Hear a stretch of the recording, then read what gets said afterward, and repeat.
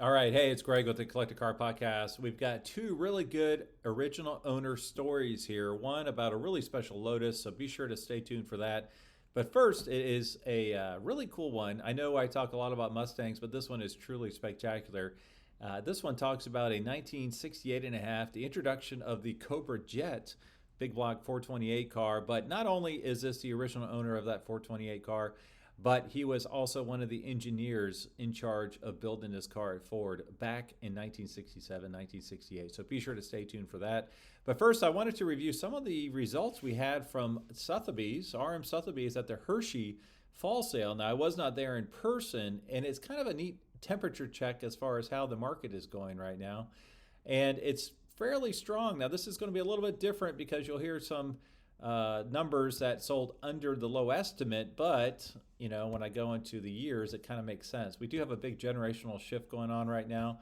A lot of folks are moving into the newer cars. So if you, as I've said many times, if you've always dreamed of having a 1957 Thunderbird or Chevy Bel Air, typically you are liquidating those at this point just because it's a generational shift going on.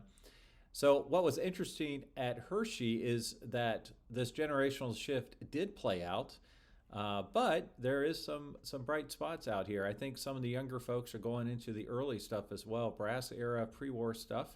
So I broke it up into a couple big categories here. Basically 1939 and earlier. So obviously that's all the pre-war stuff, all the brass era stuff. And then I also did 1940 to 1959, so we've got the 40s and the 50s there. 1960 to 1979, so we had the muscle cars in the Malaise era. And then 1980 to today. So Hershey's mostly known for pre-war cars, and that is definitely what we saw here. 86 of the cars of 141 cars on offer were pre-1940. And then we only had 41 cars from 1940 to 1959, 10 cars 1960 to 1979, and then 1980 to today, only 4 cars. So heavily skewed in the pre-war direction. Now, as far as total sales, under the low estimate. So estimates, as I've said before, it's kind of a fine art, coming up with the estimates, especially in an ever-evolving landscape we live in here.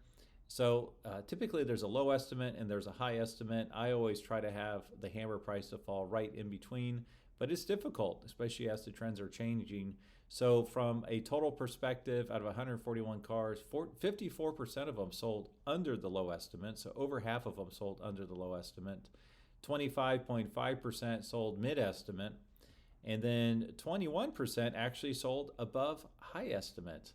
So how does this look when you break it out based on the time frames I identified earlier? Almost 56% were the cars pre-1939. So that was a heavy driver of the cars that sold under estimate. But even more so, the cars 1940 to 1959, 63.4% sold under estimate. So when you look at 1959 and earlier, heavy drivers as far as what sold under estimate. When you look beyond that, now the snapshot is small. Only 10% of the 1969 to 1979 cars sold under low estimate, and a quarter of the 1980 to today. But as I said before, that was just one car. There were only 4 cars that were after 1980. Now, when you look at over, it's not all doom and gloom when you look at the early stuff. Pre-1939, 19% sold over the high estimate. And when you talk about 1940 to 1959, 17.1% sold over at high estimate. So the great cars continue to do very well. The ones in great condition do very well. It's just the cars that are mediocre or just okay or not that desirable that seem to be selling under low estimate. So 1980s to today, that was a hot one, 50% over high estimate. And there were some real rock stars in this sale. So it seems like, you know what, when you take a car to auction, you just need to be realistic and open to what the market is demanding at that time for that particular car. So just a little brief look at what happened in Hershey. Now let's get on to some original owner stories. And first off, let's listen to some of my sponsors, and please support them as they are the reason I'm able to do this every week. Imagine a journey so rare it only happened once. That's the spirit behind Once. Exclusive, one-time only adventures that will never be repeated. Our next experience, American Muscle Legends, takes you trackside with the most iconic cars in history, complemented by luxury accommodations and behind-the-scenes access you simply can't buy. Spots are limited. When it's gone, it's gone. You can learn more at discoveronce.com/muscle. RM Sotheby's is the world's largest collector car auction house by total sales. They are the preeminent market maker of high-quality collector cars and collections, regardless of size or complexity. By working in partnership with the Sotheby's team and its network of 80 offices in 40 countries, RM Sotheby's has established the largest client network of any collector car auction house in the world. Join the RM Sotheby's family by connecting with one of their car specialists at rmsotheby's.com or contact me directly at gstanley@rmsotheby's.com. Okay, we are at the Geneva Concorde Elegance, and this is a really special car with a really special owner and a really special story. So I'd like to welcome Roger Parlett. Hey, Roger, how are you doing today? Fine, beautiful day. So what's so crazy is this is not only your car that you bought in new, but this is not only a cool fastback Mustang, but it's a very rare Mustang. And on top of that, you're one of the engineers that designed this. Is that right? Yes, or developed it would be more accurate, I suppose. All right, well, tell us, what are we looking at here and why is it so special and what was your role with it? Okay, well, let me start at the beginning. In 67, to promote the new Cobra Jet engine, Ford had to build 50 cars to get them to dealers before NHRA would let them race at the Winter Nationals. So they got the 50 cars out, but part of this story is the fact that those 50 cars had some mechanical problems. Okay. And engineering was pushing the racing group to work on the problems. One of the worst problems was a rear wheel hop, as was evidenced in the movie Bullet. Yeah, so especially, is that when he's doing the reverse and smoking the tires and then forward, you could see it hopping, bouncing in the rear there. Yes, and these cars with the increased power were really prone for that problem. Well, and that car was a 390 car, so I can't even imagine a 428 like this. Yeah. Okay. Yeah. So engineering was pushing, and so they agreed to hold one car back and work on it in engineering, and that was this car. Now, I was working in the building, not in that group, but in one close by, and I decided if there's any chance this car was going to be sold, I'd put a purchase order in for it. But what I didn't know was how heavily modified the car would be with all these problems. So technically, the car should not have been sold. Yeah, and we'll go over some of these things, which are really crazy, especially when we open the hood. But for my listeners, so this is a 1968 and a half 428 Cobra Jet. So that was the launch of the Cobra Jet engine. And the first 50 were considered, they were made for drag cars, right? They were all whites. Yeah. Were they all automatics? No, they were actually all manuals. Okay. This car was converted to automatic because it would increase the heat load on the engine. Okay, and then these are also known by their VIN numeric sequentially. I can't even say that, but they're all 135s? Is that? Yes. Okay, so the first 50 cars, yes, and they all start with 135. So we'll get to that in a minute. Okay. All right, so tell us a little bit about what they did and what you did to this car to try to solve that problem. Well, they welded on mechanical bars between the axle and the floor pan, but it really destroyed the ride quality. Oh, did they? Okay. Yeah, so engineering wasn't going to go along with that. Right. They tried a lot of different things, but nothing was fixing the wheel hop. Okay. But to be fair, the Pontiac had gone to a staggered shock at the rear. And so this car had that change made. Probably one of the first cars that received the staggered shocks.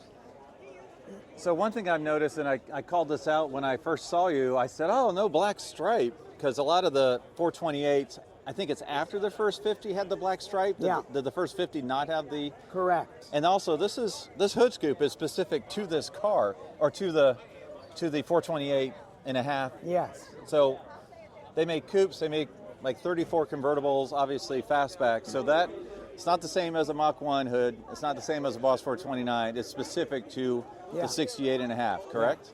Right. Okay. So when you bought this car, how did that go through? I mean, was it fine buying it? Was it running? Was it all sorts of prototypes? It was in overall good condition because it had so few miles on it. It only had 3,000 miles. Okay. Or less. I don't know exactly. Sure. And it's just that, and it had a 430 axle ratio in it. Wow. Once again, to duplicate or to create the worst case condition for heat. Okay. Yep. So basically with that axle and everything, you couldn't drive it on the highway. No, because you're spinning like 4,500 RPM probably at 60 miles an hour. Something crazy. And I was originally going to race the car, but I became aware of the fact that racing it successfully would be so time demanding because I was working a lot of hours at Ford. Yes. And had a family. So the car sat. It sat for many years. That's the bottom line. It has manual steering and manual brakes. With a big block engine in the front. Big block. So it's a pain to drive like on a street like this. Yes, right? it is. I should have been here filming you as you were trying to park. Yeah, well, you learn some tricks. Yeah. But anyway, I was very lucky to be able to acquire the car. And as the years went by, the 135 cars got to be more heavily known about, and so the value of the cars was going up. And about 10 years ago, I decided I'm going to have to get busy and restore the car. Okay. So it has been restored, repainted?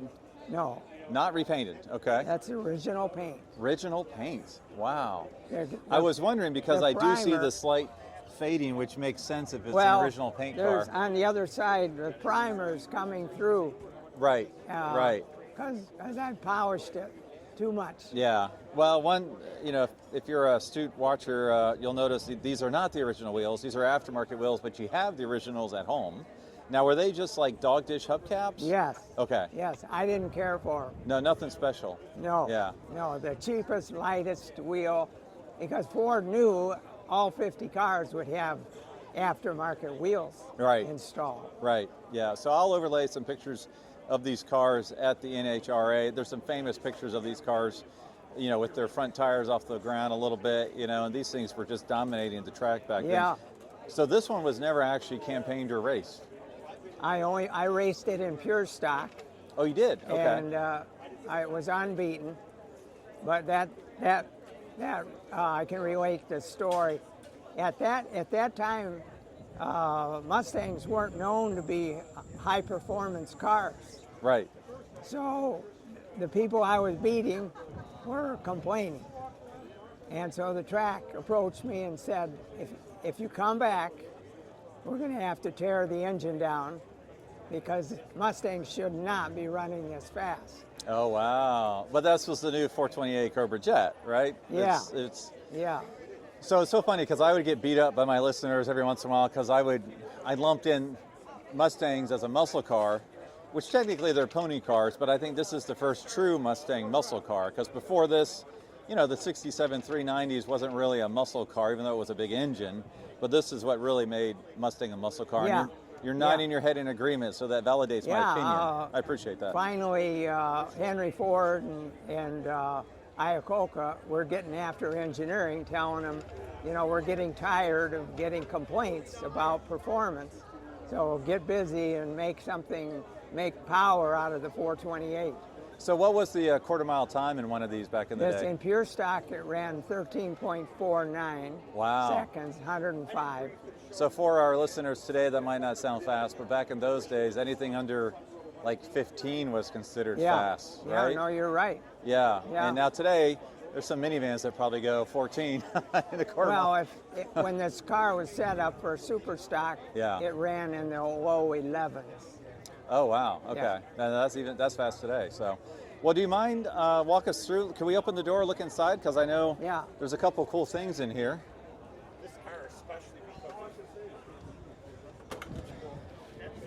So a couple things. So it still has the VIN tag, where you can see the 135 right there. You can see the R for the Cobra Jet. Now it's looks like very basic interior. Now all the 428s have the tack. Yes, they did. There on the right. And like you said, it was originally a stick car, Yeah. but they had transitioned it to automatic to try to stop the wheel hop. No, to add to the heat load of the engine. Oh, okay. All Because they right. were doing, I didn't mention it. The crankshafts were failing Oh, okay. with the high numerical axle ratios. Yep. Okay. And so we did not have an oil cooler developed Okay. for the first year. Okay. Now, just for folks to know, that tack in that gauge cluster is very rare. Do you mind if I sit down and get a better No, shot? go ahead. So this tack in this gauge cluster is very rare on Shelby's as well. Very expensive if you don't have that. Now, this is cool. Radio delete. That's from the factory that way? Radio delete? Yes. Yeah. Because why do you need to listen to the radio when There you're... are no options. Yeah. All right, do you mind popping the hood? Because I know there's something special underneath the hood there.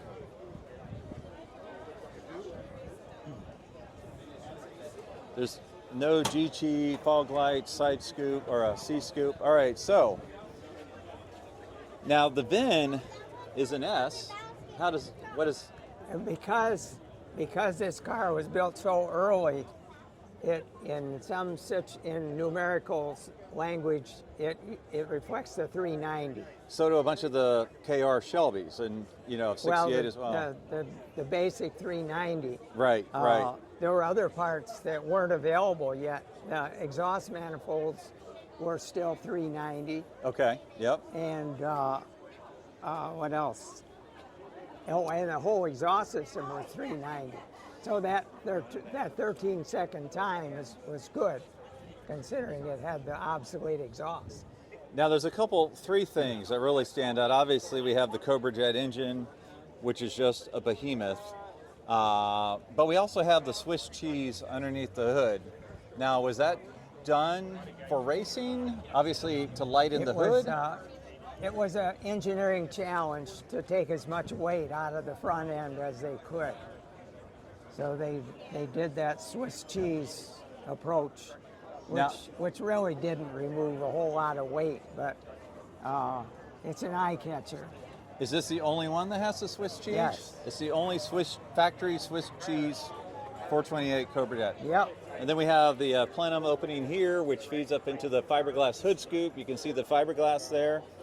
Something else that really pops out at me is this brass tag here. I know those are pretty rare on these cars. Do you know why it's on this one? All engineering cars would be assigned a brass tag to simply keep track of the program costs and how many are in each category. V stands for Mustang 68, and it's the 18th car in that Fastback series. Oh, wow. Okay. So a lot of those tags have been misplaced over the years, so I was lucky that one stayed with the car. So if I see a brass tag Mustang, because I've seen them before and they didn't know what the brass tag was for, that's an engineering car? Yes. Really? All right, well, I need to go back to that antique store where they had one of these. There's something else that's interesting. This large yellow tag. I saw that, yeah. DSO stands for Domestic Special Order. Okay.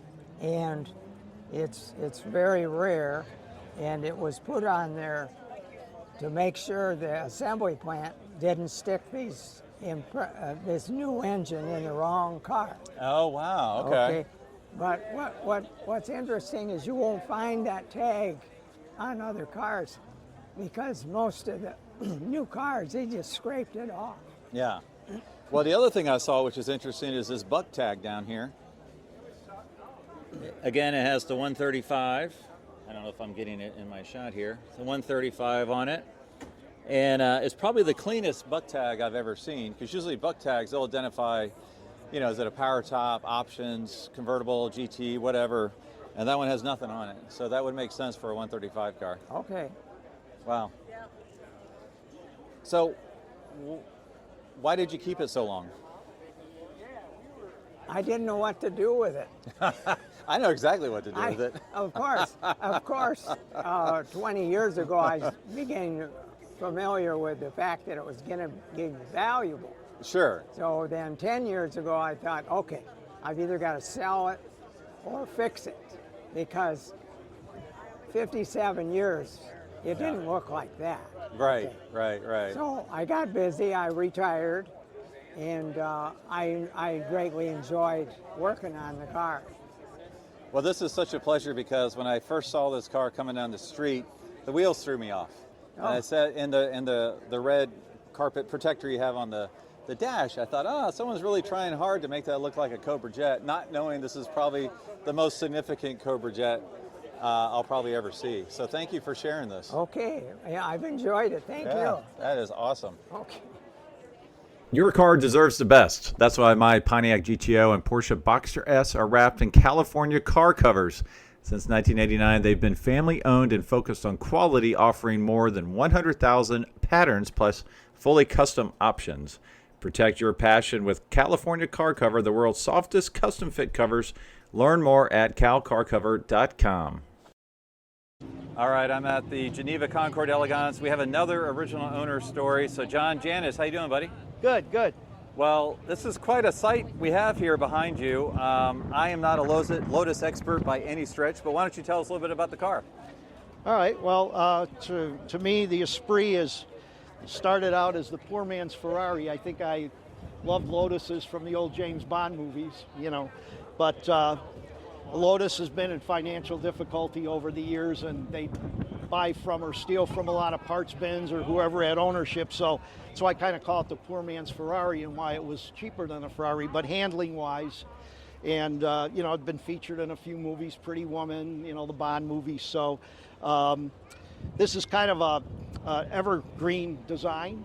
It's been around for a long time, from the early 70s, and then they stopped producing them worldwide in 03. They made, at the end of 03, beginning of 04, 79 cars. If memory serves me correctly, 6 went to Japan, and the rest were here in the States, United States and Canada. In 04, they made 39 cars. This is number 32 of 39. It's a special order yellow. This one and the last one are the only two in the yellow, and this is the only one with the magnolia interior. Wow. Yeah, it's a truly striking car, and like you said, the design is evergreen. It's timeless. And they got slightly more aggressive as they aged, right? Because they started with the 4-cylinder, this is the V8? They did. They started with the very first cars. The Bond car that went underwater was a 4-cylinder engine, non-turbocharged. So the car had the look and the handling, but it didn't have the engine. So then they turbocharged it, and then that culminated in 1995 with an S4S, which was based on the racing engines in Europe. My brother-in-law actually has one of those. And then they went a few years later to the V8. So this is a twin-turbo V8. It's rated at 350 horsepower. Most of them dyno at about 400.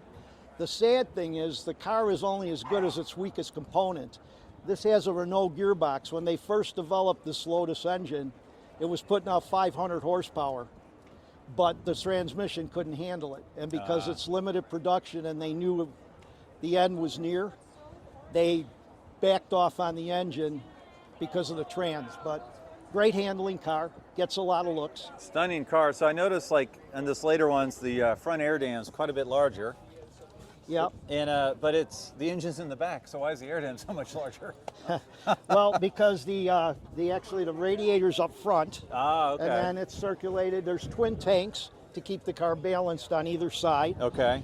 Basically, this is just the spare tire and fuses in that. Now, when did they add the fender flares?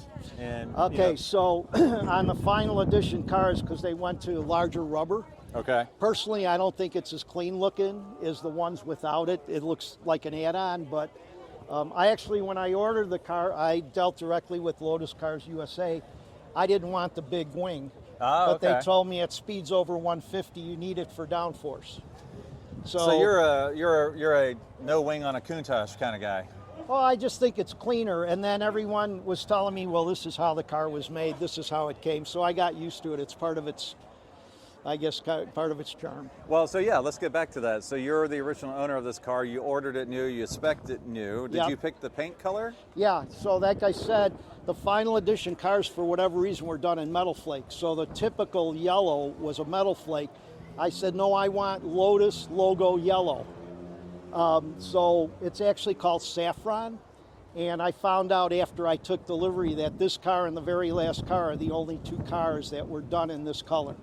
So Lotus logo means this right here. You got the same yellow, Yeah. right, that you Well, have. Is yeah. that correct? Pretty much. That's what I asked for. Yep. So, and then actually the delivering dealer suggested a magnolia because I don't like dark interiors on a small cockpit. And It's funny because I would have questioned that, but this thing looks absolutely stunning in person.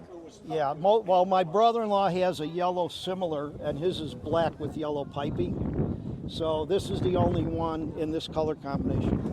Wow, you're right. It does smell new. Holy cow. Let's not keep that door open too long. All We right. don't want to lose that smell. So I only made one modification. Okay. So as I said earlier, Lotus was always in financial trouble, so whoever owned them, they were always stealing out of their parts bin. Yeah.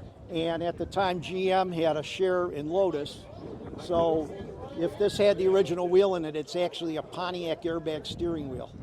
Really? So, and it looks like a pillow of vinyl. It's horrible. Oh, okay. So yeah. I called and spoke with Brian Angus, who was an engineer at the factory in Hethel, England, and he sent me the 2003 Lotus Esprit wheel that's on the European car. That looks so much better. Yeah, so it's a Momo wheel, and it's actually, the airbags are a joke Yeah. because if you look at the passenger side, they said oftentimes when it deploys, the idea is it's going to deploy up and then be forced back. It pops the windshield. Oh my gosh. But okay. because it's such a low volume car, they didn't have to go through all the testing that you typically would. So basically the airbags were useless anyway. So this is a non-airbag wheel, but everything else is original. Yeah, such a attractive rear end on this thing. You got the V8 emblem right there. So they all came exactly like this with the center exhaust. Yeah, and then Final edition 32. yeah, 32, 39. Yeah. And I sent it to Auto Europe in outside of Detroit, Michigan, because there are no Lotus trained V8 mechanics in Illinois.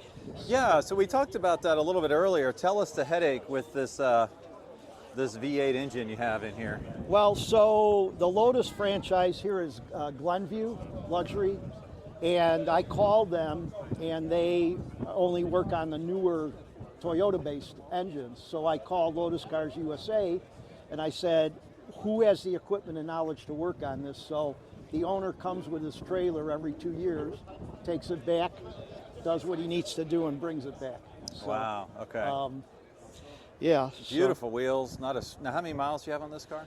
About 5,000. Wow, 5,000 in 21 years, 5,000 miles. Yeah, so, well, they make fun of me in the Lotus Cup because I drive another car. It's kind of a time capsule car now. Yeah. So I don't put many miles on it anymore. Now, what's the plaque there on the dash? Okay, so from the factory, the final edition cars, it says this car is hand-built by Lotus in Hethel, England, and it has my name and the VIN number. Are you serious? Yeah.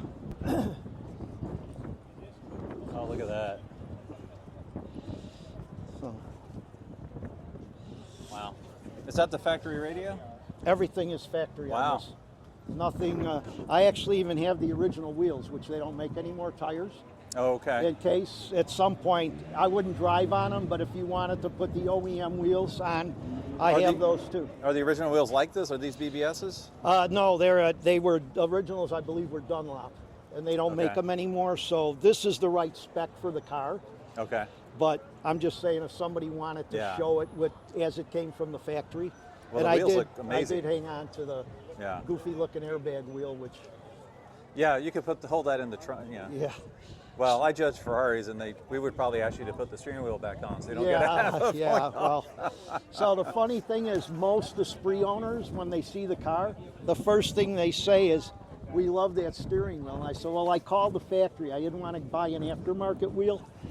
So I called the factory, and like I said, I worked with Brian Angus. He was great. He sent all the parts, and then my dealer installed it. Oh, that's awesome. Well, John, thanks for sharing such an incredible time capsule car that you've been a great caretaker of since day one. Yes, thank you. Thank you. Oh, one last kind of Sure. interesting detail. If you want, I'll pop the back. Oh, yeah, I forgot. We got to So- look at the most important part here. We got the engine. Yeah. So it's a very compact engine. And one of the unique things about the final edition, because they are all hand built, is if you come on this side, that's the plaque of one man builds the engine and then signs it. Oh, yeah, there we go. So, One man builds the engine, so if you have an engine problem, you know who to blame. well, he's probably not with Lotus anymore, but yeah, I guess I have a finger I can point You to. know, there's a lot of storage space in there, more than I thought there would be. It's not bad. So I mentioned my brother-in-law has a 95 Yeah. S4S, the high-performance four-banger. He's a big golf guy. So he has one of those robotic caddies. Oh, sure. He puts it in here. He puts a beach towel on his passenger seat, puts his clubs in there, and every Sunday that's his golf car. I love that. That's awesome. Well, thanks so much, John. Thank you.